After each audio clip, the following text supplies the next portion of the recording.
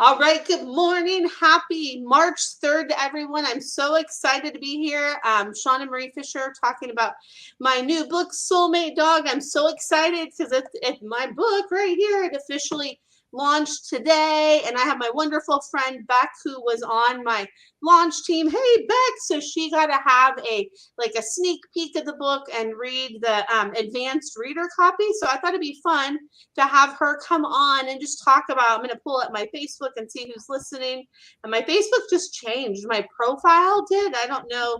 Like with my business page, it's different now than it used to be. And I don't know. I'm still getting used to how to pull it up now because I can switch between the profiles easier now, but I'm still navigating. So I'll make sure I'm on the right one. So Becc is here just to kind of talk to me about my book and maybe any like insight she had or questions that came up for her when reading it. So, but first, I want you to know who this fabulous person is. So she is in my spiritual business community I'm in, and it's so cool to connect with her. And she has fabulous horses, I know, which I love horses. So I just love her to introduce herself and tell us a little bit about what you do too. Be kind of fun. Yeah, thanks for having me on here. This is fun. I am so excited for you that you have your book out because went on to Amazon today and I'm like, look at it, it's live. That's really exciting.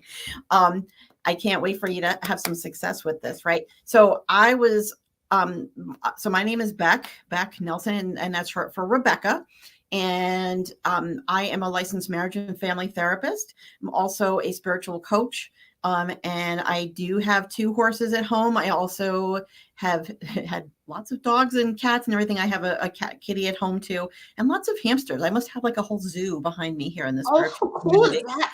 So, Hamsters. and all kinds of animals. So, I was really excited to read this book because I have done a lot of work in working with the spiritual community. I'm a psychic medium, like most of us are in our tribe. I only have very minimal experience and education about communicating with animals.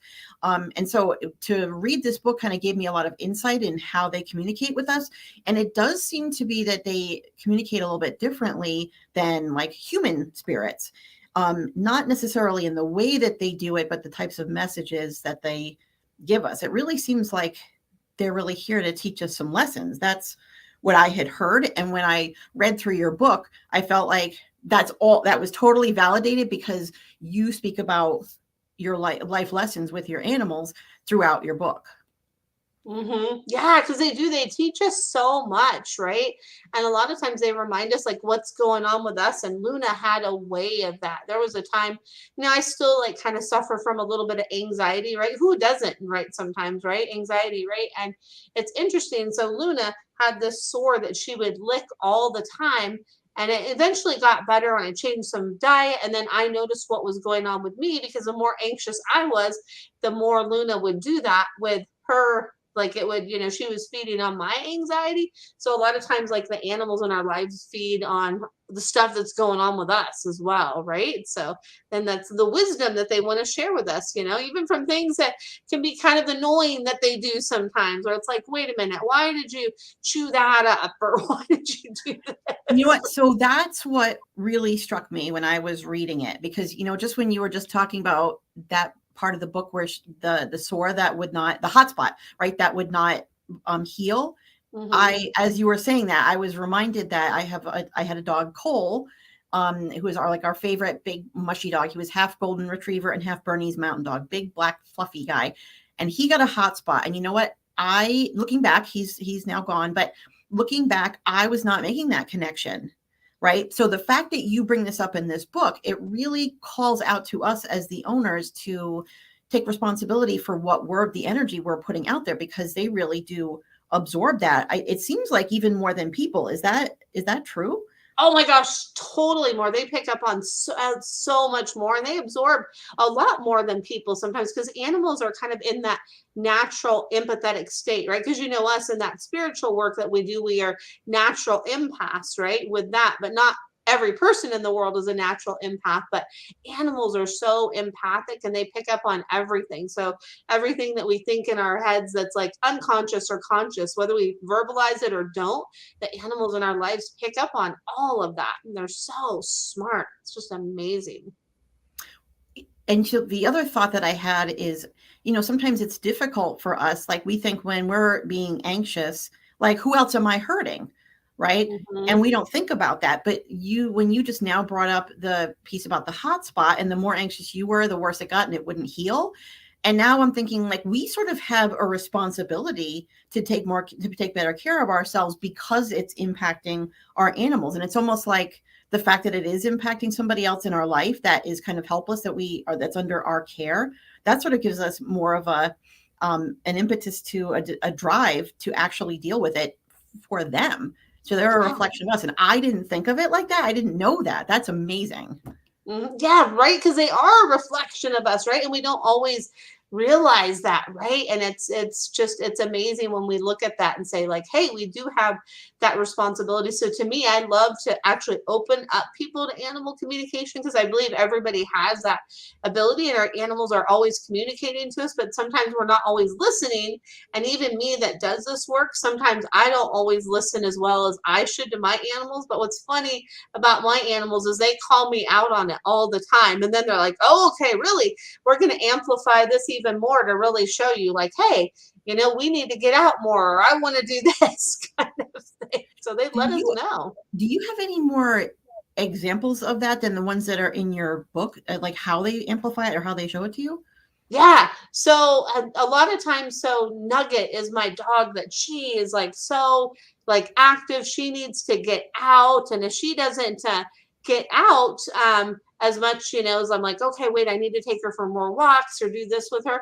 She'll have like behavior where she'll be like really like wild and crazy and be like running around my apartment and be like really kind of like even more.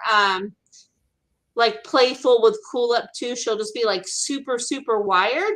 And then when I'm like, oh, wait, I need to get Nugget out by herself and take her for a walk because she's like got more energy than Cool Up.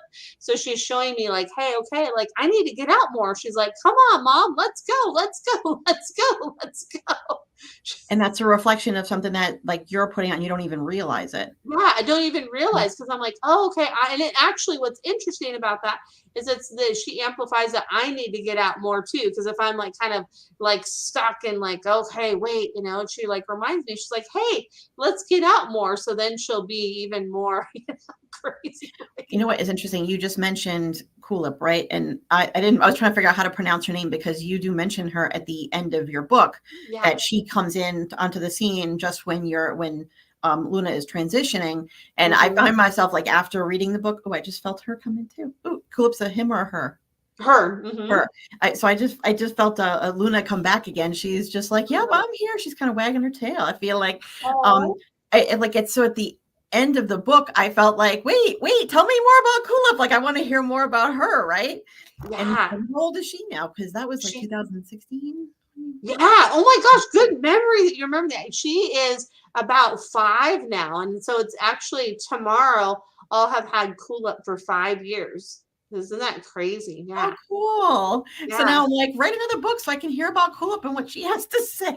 I know, and it's funny because she has like a different kind of wisdom that she shared with me. She has like little things that she shows me and she reminds me of. And there's one thing that a meme that was inspired by Cool Up that says, be a magnet of joy, just like me, right? And just, she reminds me of that. And then Luna, I think this one is in the book. Luna reminded me, soar to the new heights of new possibilities. And it's not like that's not the exact quote, but it's something, like that, and it's those moments. So I definitely probably will write a book, with include Cool Up in it too. It would be fun to do that. Because now you're like, wait, I want to know more. I know it was at the end, and I'm like, wait, what does she look like? What does she have to say? What did she think about Luna? It left me wanting more. I think at the end.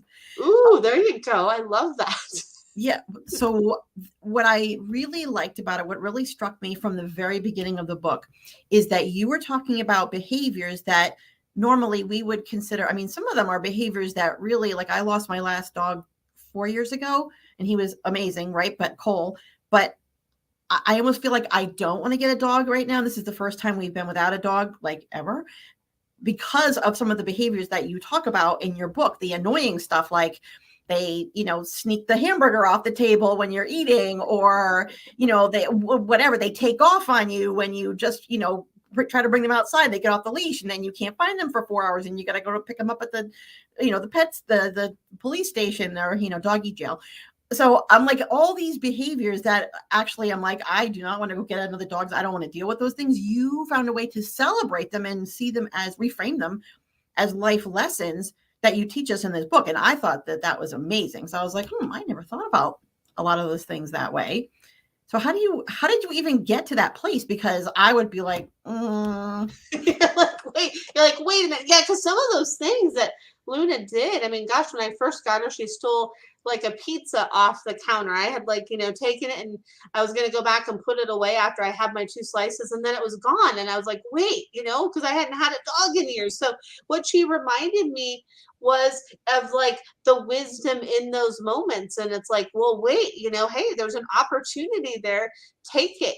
She's like, there we go. Like, I'm going to enjoy that pizza. So it's like, they're always kind of like teaching us things. And it's like, she like reminded me in that moment too, like, okay, better get stuff put away. Right. So, and I never really thought of, things in that way until Luna came into my life, because she was just such a wise dog, like, beyond her like time. Like, she was just so powerful and impactful, and she was actually the one that helped me realize the wisdom and the messages in that. She really helped instill that in me. It was like, okay, look at this.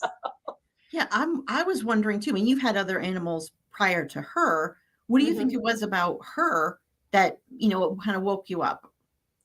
I feel like it was because of that time in my life. I had just left a really bad relationship, and I was just kind of lost, and she actually helped me to like find myself. So I feel like I was in a different spot in my life.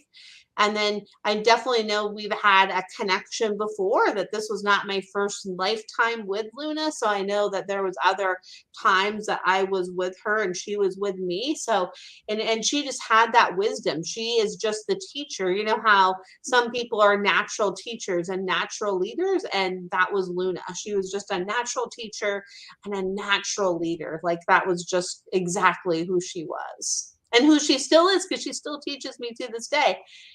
She still does. Literally every time you mention her and you say that, I feel her come in. She's like, I can teach you too. Yeah, I'm happy. she can. Yeah, and she helps in classes I do, and she's just done so much. And what's really cool is, so how she's still guiding me now is, yesterday I mailed out all the pre-orders that I had, right? So I went and mailed those out, and then after I was leaving the post office, I had one other stop to make. And the Heartland Express truck that I only saw after she passed, I saw one of those yesterday, like pretty quickly after dropping off those in the mail. So it was like a sign from Luna, like, hey, we're doing it, because she definitely helped me to write this book, and was a part of it with everything with it. So she still Did is you see present. my picture on the cover? Did you see Right, her? exactly, right, exactly. Yes, exactly. Yes, exactly. And she wanted that to have her picture on the cover. And it was like, of course, like, how could it not? And her name had to be in there too, even though that's not the main title of the book, but it had to be in there. So it's like, hey, Well, here I am. so you mentioned the name piece, and I want to ask a question about that. But going back, right? There's so many pieces, so many I pieces. love it. So actually, I had 2 other things come up. So you mentioned, when, like, say, these ordinary behaviors sort of teach you these life lessons. So I'm thinking about the chapter where you talk about her taking off on you, and I think your mom was there too. Like, she took off on your mom, right, out of the front yard when you were living Yeah. with your mom. And that would infuriate me. I'd be like, why did I get a dog? But you really saw that as, like, you celebrated her being wild and all those things. And I'm like, like, in that moment, are you really thinking that in that moment? Or are you like, son of a Oh, in that moment, like, I wasn't thinking that, but afterwards I was. But in that moment, I don't know if that was the time where she like ran after a deer, and we were in the front yard, and my mom went chasing her one way and I went chasing the other way. I, like, in that moment, like, I was absolutely like defeated, because I like went after, I tried to catch her and I couldn't, and I just was like, oh my gosh. I was like, where is she? Where is she? And then she comes back with my mom. And I was like, okay, Luna, what's the lesson? Because I was like, in that moment, I was just like, oh, yeah. That shows a lot of strength for you that you are able to look back at that and do that, because a lot of people, me included, would like sit in that, how could you do this to me? Because there was more than once, but there was one day in particular where both of my horses got out and they were running down the main street together, and it was 6 o'clock in the morning, and the police came to our door. So we live in Rhode Island, and the police came up to the door at like 5:30 in the morning, and they're like, can you guys come out and wrangle? And the two of them had come back, and they were in our front yard, and they're like, are these your horses?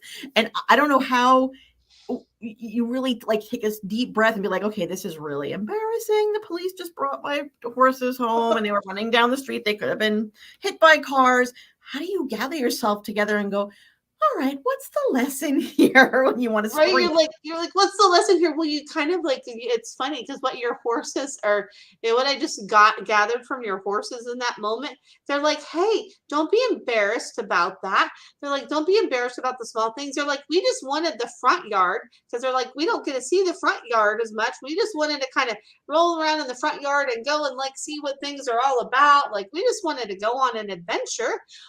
So in those moments, it's just like kind of taking that moment like after it's done, because of course it's not going to be right away where sometimes that wisdom and magic comes. Sometimes it's like take a moment to reflect, and it's cool because you can almost tune into them and be like, okay, like what's the lesson in this? Like, what are you guys trying to show us in this? And I feel like your horses, like in a way, they're like, hey, adventure, adventure, adventure. They're like adventure, and like we want to like see like what that excitement is all out there.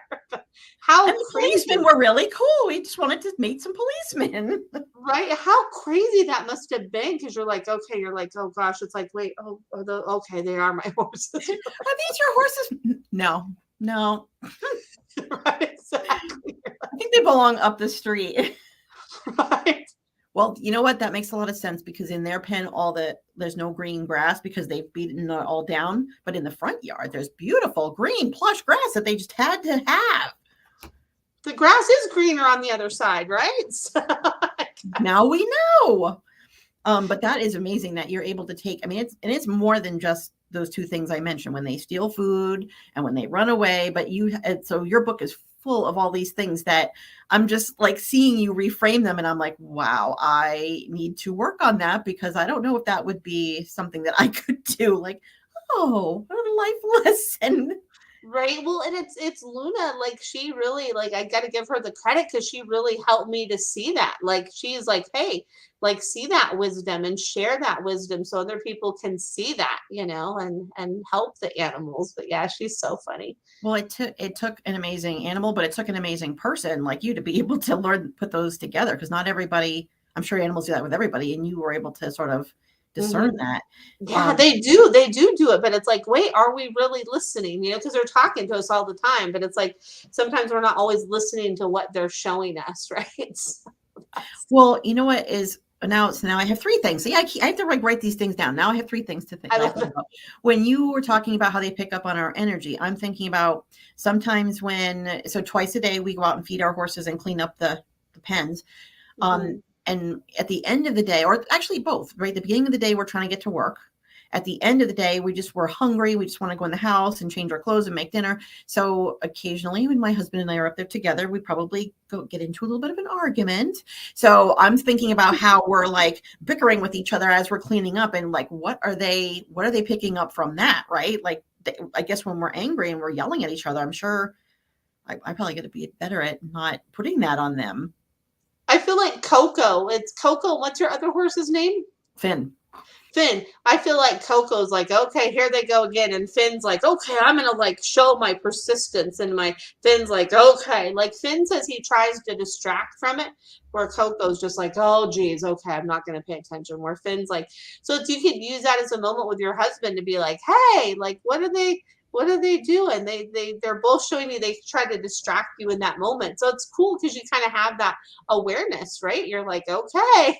Like, well, after the discussion with you and reading that, yeah, I'm going to look at that from a completely different viewpoint, because I never saw it like that. I mean, there's the whole like the energy of fighting, but really, what are they taking from that?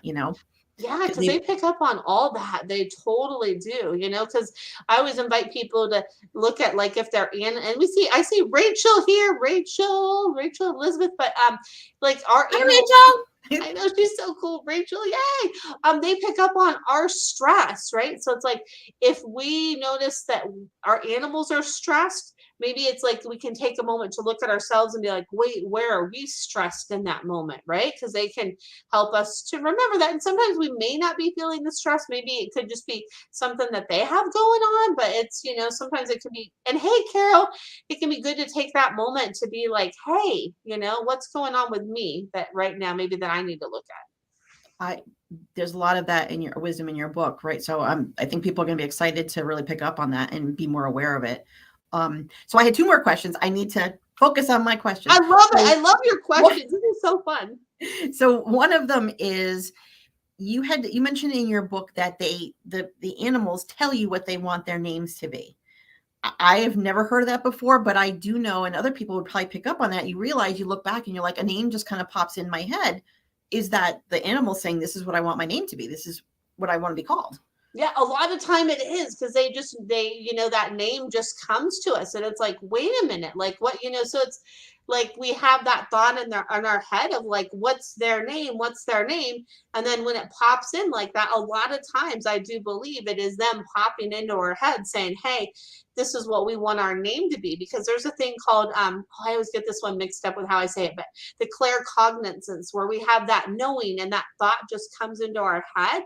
Animals communicate a lot in that way, where they just have those thoughts and that they send to us, right? It's like they're so natural at that telepathic communication, or they send us like pictures and images, all of that. So it's like that thought that they're like, oh, hey, this is what I want my name to be. I want it to be Ernie, or whatever the case may be. So yeah. That's really interesting too, because that's another lesson, right? Like that lesson is when things pop into our head like that, because claircognizance is tough, because it's one of the ones that just pops in and you're like, did I put that in there? Or was that intuitively put that in there, right? So that actually teaches us a lesson to trust ourselves more, to trust our instincts. Yes. And the animals always want to remind us of that too, to trust our instincts more, right? And I know Luna helped me so much with that, right? Because I used to be in like self-doubt mode all the time. And she helped me to have more trust and more faith in myself. Like 100% she did. So it's amazing. I love Luna. Me So too. then the other question that I had, which I just popped in my head as we were talking, you had mentioned in your book and then just here that she was a soul that you had encountered probably in other lifetimes, or that you had encountered before. Is it your experience that when an animal comes to you and you have that awareness, have they always been in an animal form when they've met you before, or could they have also been in other forms, a human form or whatever? Yeah, they could definitely be in human form too, right? Which I know some people be like, what? But I know my cat Leo, you read about Leo in the book too. I know he was a dog before he was Leo. He was my dog Rex. And then before Rex, my maternal grandfather died when I was in the third grade, and I had a really close relationship with him. And I didn't really have kids in this lifetime.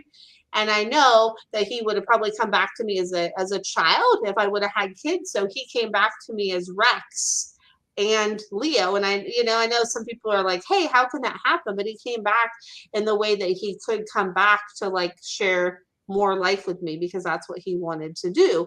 And it was like with Luna, I know we had many, many past lives together.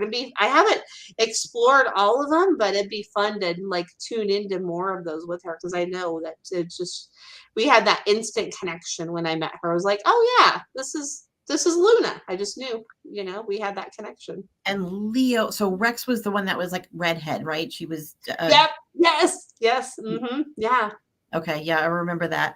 And so they can be other animals, but they also can be humans. Mm-hmm. Yeah. And is that something when you do readings with people, do they show you, hey, when in a past life I was their grand, like that, when you Is that That something you can yes, share? stuff like that has come through where they've showed me like, hey, I was this dog in a past life or this cat or this essence. Yeah, they have definitely showed me that, which is so cool. And a lot of times the people know, but they know it's like that. I help them with that lifetime moment of really honing into that and realizing it like, hey, okay, I get that now. That makes sense. So yeah. Hmm. That is really amazing. And that is another thing that makes readings from you really valuable, because people want to tap into their animals. Like their animals are, like people to us, our Yeah. children or our best friend. And to be able to, have a session with you and understand exactly what they're trying to say. And that, hey, I was your grandfather. I was, your aunt or whatever in a past life. Like, that's amazing. Yeah. It's so cool. Like there's so much wisdom and insight that can be gathered from the animals in our lives. And it's just truly amazing if we take a moment to connect with our hearts and just really just be in the moment of like, okay, I'm just gonna allow to what's gonna come through to come through. It's so amazing. That just reminded me of another question. So many questions. This is a I very love it. powerful book, right? And you have I so many love good it. messages. I've heard from other people that animals come onto this planet already knowing how and when they're going to go. Has that been in your experience? Yeah, they do. They definitely know that, and they definitely, are they have a different view on death. They realize that like it's just a different form of existence, right? It's just we move from a physical form of energy to a non-physical form of energy, right? That's all it is. There really is no death. And I know some people be like, wait, there isn't, but it's just like stepping into another room. It's just that different plane of existence. So the animals know that already, and they're not like attached to the physical world as much as we are with that they get that, but they have the different things that they come in to show us and to help us, and sometimes when they make their passing, sometimes it can be, not always an easy thing, right? It's so hard, right? So Yeah, like they could be hit by a car or have an mhm. illness that's sudden.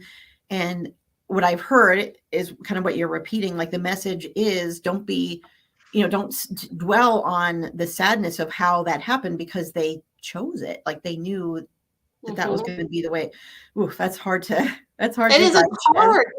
It's hard to digest. And the thing is, too, is when they do go suddenly like that, they're really not there in their body in that moment. There was a session I did recently where I tuned into a dog that got hit, and the dog said, like before the impact, I was already starting to leave my body. So it's like they have those angels and those guides that look out for them. So it's like not always like it's so hard though, right? Because it's Well, I just messaged you when I finished the book, because at the end I was kind of tearful, and it was because so the last loss I had was about a year and a half ago. We mm, had to put down my heart horse, Trace of Fame. And I remember the vet said, we're gonna, because they had to euthanize him, and they were like, you might want to go in the barn when we do this, because it's very traumatic to see a horse fall because they're so mhm. big. And like, you don't want that picture, like that's to be the last picture. And we'll tell you when he's down on the ground. And I was like, I had this, my heart was tearing. I don't like, how do I not be there for him at that moment? Is he looking around saying, where's my mom? She's in the barn. Why isn't she here with me? Like that just kills me. So I was like thinking of that when I was reading your book, Oh, you know? oh, Beck. Oh, I'm sending you so much love. And you bring Oh, up a really good point with that. So sometimes we can't always be with our pets when they transition, for various reasons. And what I want you to remember is that even though your energy wasn't physically there, your energy was there because of that connection you have with your baby, right? That connection that you have was so powerful and strong. As like you were there, is like I see there's like a telephone line that's connecting through the walls. Like your energy was present, just in a different way. Just in a different way. It's not always easy to, really like realize that, but it was. It was like just in that different way. so when people read your book, they need to understand that it's going to bring up a lot of stuff for them, right? Because Yeah. it's going to connect you with your current animal, but then it's also going to help make you think about times with animals that you had before that were really a gift. So that this book is really a gift to other people. Thank you so much for sharing all that with us. Oh, I just got chills, and thank you for sharing everything that you shared. Like it means so much to me, and I'm so grateful you got to come on with me. I mean, this was just so much fun, and I loved it so much. Like it's so great. And so I just wanted to come on and share with you guys. And thank you, Rachel. Rachel said this is a great conversation. Thank you for being your true, authentic self.